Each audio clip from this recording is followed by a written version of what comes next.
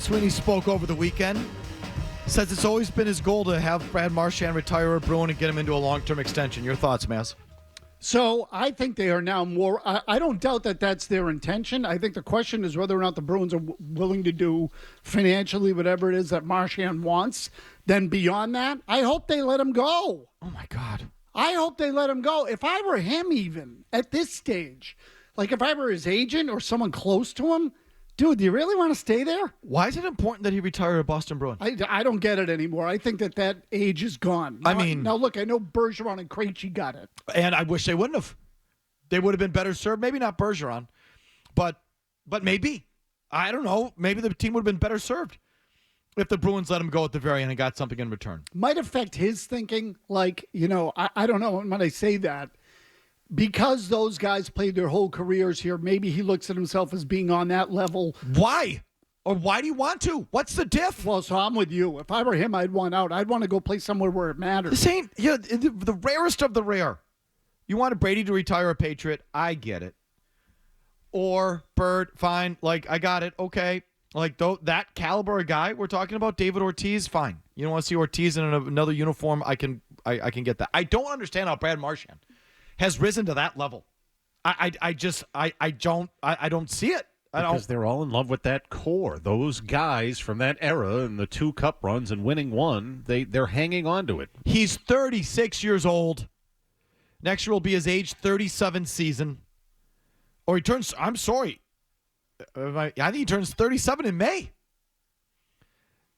And it's clear when you watch him in the Four Nations, like he's clearly on the bottom of that roster. Absolutely he is. If not, like I think the real hockey people looked at him and said he shouldn't have probably been on that team. That they could name 5 to 10 other Canadian skaters that were more worthy than Brad Marchand. But I thought just watching him in that, it was clear he was at the bottom of that team. There was one of those games, again, where he played under 7 minutes. I think it was I don't know if it was the last game against the U.S. or not, but he played 7 minutes. So, look, I've heard different things about, is the problem in that I've definitely heard that the locker room blows in terms of just the culture or the, like, do they get it or not? Is it entitled or soft or something? So I've heard people tell me that Marchand's one of the few guys that get it. And the reason there's a disconnect between him and the room isn't him, it's the room. These kids don't get it. McAvoy's not accountable. Swayman's a dink. The new guys have come in, don't really get it. Like, there's too many guys that don't get it and don't know how to win. And Marchand does, and so the disconnect is because Marchand's trying to do the right thing and the room doesn't do it. But then I look at Marchand, I say, that doesn't feel like a consummate leader to me. I don't know, feel like in his career he's been someone who's been as much trouble as he's been worth. Not exactly captain material. So I don't know who to blame, but here's what I do know. It doesn't work.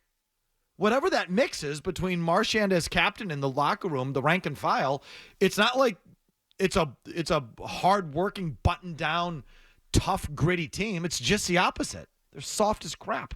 Did you see that stat Ty Anderson had on them after the game over the weekend? I did not. Okay. The goal they gave up at the end of the first period was the 24th goal this year they have given up in the final 2 minutes of a period. 17 of them have come in the final minute. Aye. Though that total leads the league, they collapse at the end of these periods. Absolutely. Put any sort of clock on them, any sort of anything, and it's over. Yeah, and to me, that speaks to their, the sort of the mental toughness of the team, if you will, playing it through. Like, this speaks to some of the stuff you're talking about. They sort of shut it down at the 17-minute mark. So do you think? But couldn't you totally see them giving him a 3-year extension? Yes, it'd be a massive mistake. No, when he mentioned that yesterday, like that there's been like contract talks, I was like, oh Jesus, like he's just going to be here forever now. I mean, they should move on. And again, the other thing, Fluto had a thing that he wrote over the weekend, and about Marchand saying that Marchand wants, right after Sweeney spoke, Marchand wants to play on the Olympic team. Which I understand. I mean, of course, maybe it's probably his last one. Maybe he can get on the team. Okay, why can't you do it playing for another franchise? Why does it have to be the Bruins? I don't get it. Yeah, go sign somewhere where they can use you as a third liner, fourth liner, and you can play in big games, have a chance at a cup, and have a chance at a gold medal in the same year. Why wouldn't you want to do that?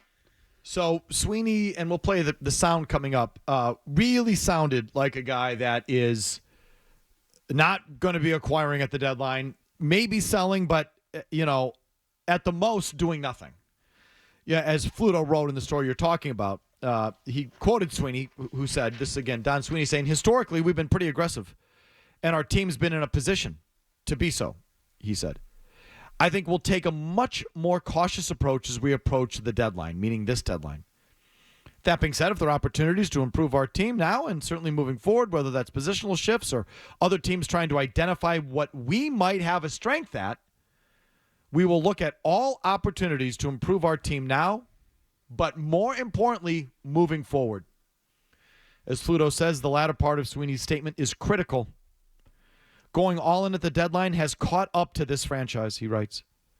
The Bruins are paying the piper for trading 4 first-round picks, part of the costs of acquiring Rick Nash, Andre Koss, I forgot about him, but that was just to unload Bacchus, right? Hampus Lindholm and Dmitry Orlov in the last 7 years and falling short on other selections. Listen to this. The Bruins currently have 6 players 25 or younger on the roster. You want to know who they are? Sure. Mark Kastelik is a 4th liner. Michael Callahan is a depth defenseman, and you can be excused if you aren't exactly sure who that is. I was just going to say who? Because I'm not exactly sure who that is. Yeah, Cal's. Mason Lohrei has offensive upside, but has improving to do defensively. Does he ever? Oliver Wahlstrom is a regular healthy scratch. Johnny Beecher is a 4th liner, and Matt Patra may be better off in the AHL.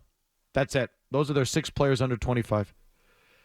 The best of them might be Mason Lohrei, who is, on any given night, a complete sieve, but has a little something.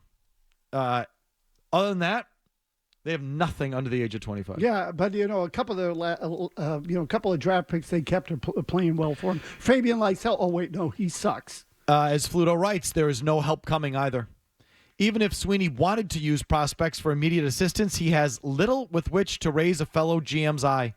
Fabian Lysell, as Mazz just points out, the team's 2021 first-rounder has 9 goals, which ranks 7th most on the Providence Bruins roster. You don't want the 7th highest goal scorer on the Providence Bruins on your team? What's wrong with you? How do you pronounce the B? I think this is a BC kid. This is even better. Letourneau. Dean Letourneau. Dean Letourneau, the Bruins' 2024 first-round pick, has 0 goals as a Boston College freshman. 0. The window leading into the March 7th trade deadline then gives Sweeney a much-needed opportunity to acquire futures. I feel the need to repeat that number. 0. The quantity and quality of which are in organizational scarcity. Currently, Sweeney is not interested in seeding draft capital for short-term assistance. I'm going to be cautious as it relates to the draft, said Sweeney. Okay. I would hope so. So, they have to reset the team. I don't think they can blow it up. I don't think they want to blow it up. I don't think they're going to blow it up. I think for them to completely dismantle and go to the bottom of the league, they just have too many players that'll prevent them from getting there. But they've got to really reset the thing. 3 years for Brad Marchand? To what end? No way. That would be nuts. And I don't know if Marchand gets you this, but historically the rental price is first round pick, a prospect, and a positional player. So I don't know if Marchand's quite that, but a first round pick for Brad Marchand without the prospect? I would take a second if I were them. A second and a prospect? Yeah. But hopefully Mike, they're in no position to quibble. They should take anything they can get. But hopefully a first. I mean, look, we look at Marchand this way. We know him so well. We know all of his faults. So we go hot and cold with him because he's a hot and cold player. And we look at it derisively that he's on Team Canada. And we say, yeah, he's like the worst player on Team Canada. You know how another team might look at it? He's on Team Canada. We have a chance to acquire a player who just made that Team Canada roster who's the best in the world. See, I was just going to say, still one of the 50 best players in the world. Yeah, you know what I mean? There's 2 ways to put that. Correct.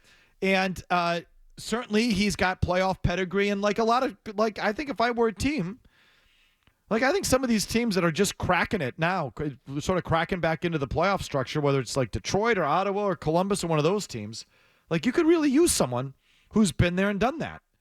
And because those teams have sucked so long and so hard They probably have a decent amount of prospects and that's the team I'd be taking advantage of. And I'd want to do it because I think you're just as likely that those teams are going to suck again next year because they suck. But they're sort of working their way back up. I don't know. I'd be shopping the hell out of him. They should be doing that. Like I was just going to say, as you were talking about it, why can't he be for another team what Mark Recchi was when he came to the Bruins? Exactly. Like that kind of player. That's what he is. Yeah, like that kind of guy. I mean, he's even a similar build for crying out loud. And you can use Marchand as a penalty killer if you need to. Like he can play on the power play. There's some use there for him in the playoffs. I think for some teams he'd be a good piece. Absolutely. So find that out. If I were him, I'd want out. Extending him. What are we extending him? He'll be 37 in a couple months. It ain't getting better. Are you watching? If you like that clip, check out more videos from Felger and Mazz here. For more Bruins analysis and opinion, hit this playlist. And for all the latest from the Sports Hub, download the app at 985thesportshub.com.